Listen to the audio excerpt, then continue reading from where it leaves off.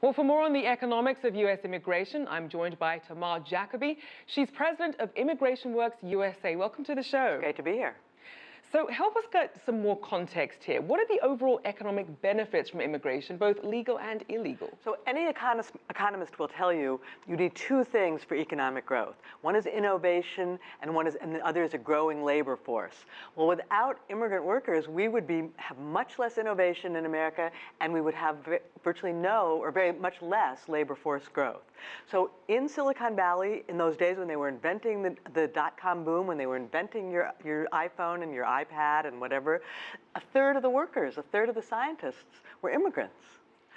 And about half of the labor force growth in the last few decades has been immigrants. So the two critical ingredients of economic growth we will lose if we don't have immigrants, legal and illegal.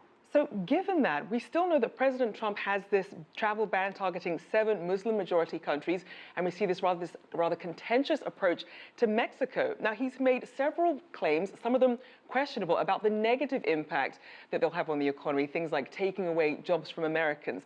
How much truth is there to that? Economists find very little evidence that immigrants take jobs from Americans. Immigrants tend to be different from Americans, after all, right? They're either less skilled or they're more skilled, and they can do other things that Americans aren't prepared to do. Economists call that complementary. And when you have complementary kinds of workers, it grows the pie, as opposed to competing for the same small pie.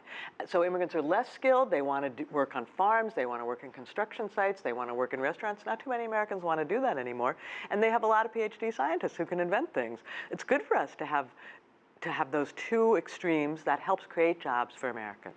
Now, a lot of the anti-immigrant rhetoric that we heard over the campaign, we saw a lot of that also leading up to Brexit, Britain's vote to leave the EU. Now, the Brexit Secretary, David Davis, says it will take years and years before British workers can fill the low-skilled jobs that some of these EU migrants are leaving.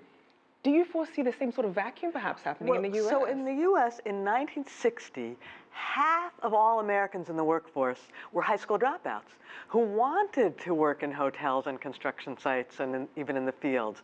Now less than 10% of American workers, American-born workers in the workforce are high school dropouts. Huge change. They don't want to work cleaning toilets, picking lettuce, out on a hot roof or a cold roof in a hot state or a cold state.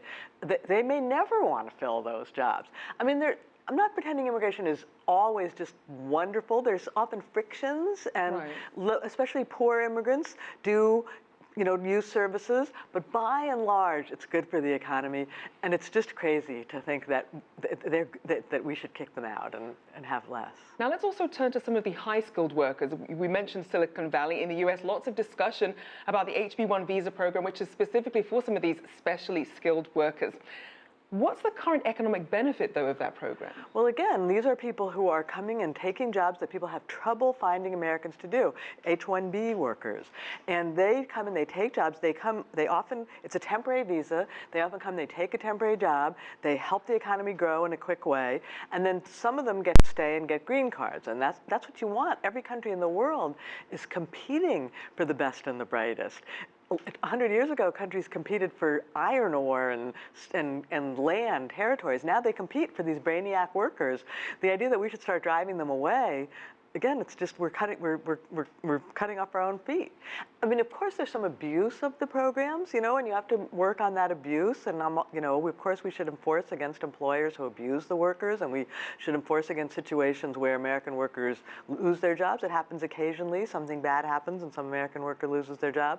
But it's a good idea in general to compete for those best and brightest and get them here to America and have them helping us grow our economy. Now, with that being said, some people are worried that there could be too much restriction when it comes to immigration. Are there any perhaps countries that stand out for you that really strike a good balance? That's a good question. Canada strikes a pretty good balance. I thought you were going to ask me about countries where they're too restrictive. I mean, Japan's the perfect example of that. Japan, they don't like immigrants, and it's hurt their economy over the long haul. Again, you need that innovation, and you need that vitality, and you need that labor force growth. Certainly lessons we can learn as we become a more globalized world. Thank you very much for joining us, Tamar Jacoby, president of ImmigrationWorks USA.